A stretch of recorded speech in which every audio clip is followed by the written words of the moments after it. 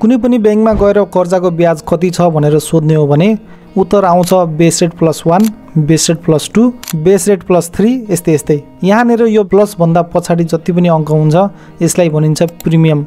यो चाहिँ एक पटक कर्जा लिइसकेपछि कर्जा नसकिने बेलासम्म फिक्स नै रहन्छ। त्यसकारण यसको कारणले कर्जा लिइसकेपछि ब्याज दरमा तलमाथि भएको पाइँदैन। कर्जा लिइसकेपछि कर्जाको ब्याज दर बढाउने र घटाउने सबै खेल खेल्ने खेलाडी हो यही बेस रेट। मुख्य रूपमा यसैको कारणले गर्दा विगतमा 8% मा लिएको कर्जाको ब्याज दर 16% सम्म पुगेको थियो। किनकि बेस रेट बढे ब्याज दर पनि बढ्छ र बेस रेट घटे ब्याज दर पनि घट्छ। त्यसकारण यदि भविष्यमा कर्जा सम्बन्धी सही निर्णय लिनु छ भने कर्जा लिने सोच बनाउनु भएका अथवा कर्जा उपयोग गरिराख्नु भएका सबैजनाले थाहा पाउनै पर्ने कुरा हो बेस रेट।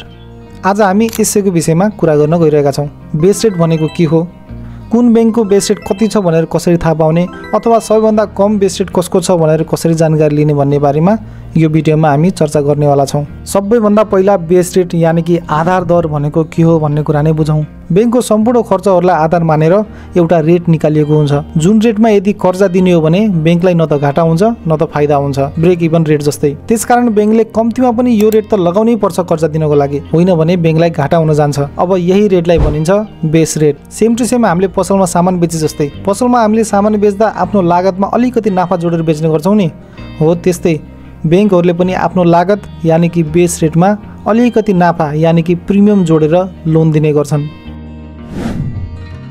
के सबै बैंकको बेस रेट एउटै हुन्छ त? पक्कै पनि हुँदैन, किनकि सबै बैंकहरूको खर्च एउटै हुँदैन, फरक हुन्छ। बैंकहरूले सामान्यतया 3वटा शीर्षकमा मुख्य रूपमा खर्च गरिरहेका हुन्छन्। यो तीनै किसिमको खर्चहरू सबै बैंकको फरक नै हुन्छ। निक्षेपकर्ताले दिने ब्याज दर सबैको फरक नै हुन्छ, कर्मचारीको सङ्ख्या अनि तलब भत्ता पनि फरक हुन्छ।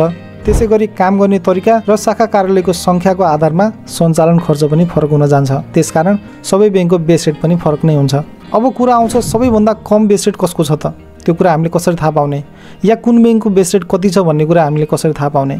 निक्षेपको ब्याज दर जस्तै बेस रेट पनि हरेक महिना परिवर्तन भइ नै रहेको हुन्छ, अनि हरेक महिना ब्याज दर प्रकाशित गर्दाखेरि बैंकहरूले बेस रेट पनि प्रकाशित गरेका हुन्छन्, हामीले ख्याल मात्र नगरेको हो। तर ठ्याक्कै सबैभन्दा कम कुन बैंकको बेस रेट छ भनेर त आधिकारिक रूपमा कतै पनि लेखेको पाइँदैन। तर केही अनलाइन पोर्टलहरूले बेला बेलामा न्युजको रूपमा अथवा भिडियोको रूपमा निकालिरहेका हुन्छन्। तर हामीलाई तुरुन्तै कुन बैंकको कति छ भन्ने कुरा थाहा पाउनको लागि बैंकहरूको वेबसाइट खोलेर घरमै बसी हेर्न सकिन्छ अनि कम्पेयर गर्न सकिन्छ। साधारणतया जुन बैंकले निक्षेपमा पनि कम ब्याज दिइरहेका हुन्छन् तिनै बैंकको बेस रेट पनि कम हुने सम्भावना हुन्छ। तर त्यो ठ्याक्कै भेरिफाई गर्नलाई चाहिँ सम्बन्धित बैंकको वेबसाइट खोलेर हेर्नु होला, अथवा सम्बन्धित बैंकको शाखामा गएर नोटिस बोर्डमा या कर्मचारीलाई पनि सोध्नु होला। यो त थियो बेस रेट सम्बन्धी जानकारी। यस भिडियोमा यति नै। भिडियो मन परे लाइक गर्नु होला, अनि यस्तै जानकारीमूलक भिडियो हेर्नको लागि यस च्यानललाई सब्स्क्राइब पनि गरिदिनु होला। अब हामी भेट्नेछौँ यस्तै जानकारीमूलक अर्को भिडियोमा। हवस् त, धन्यवाद।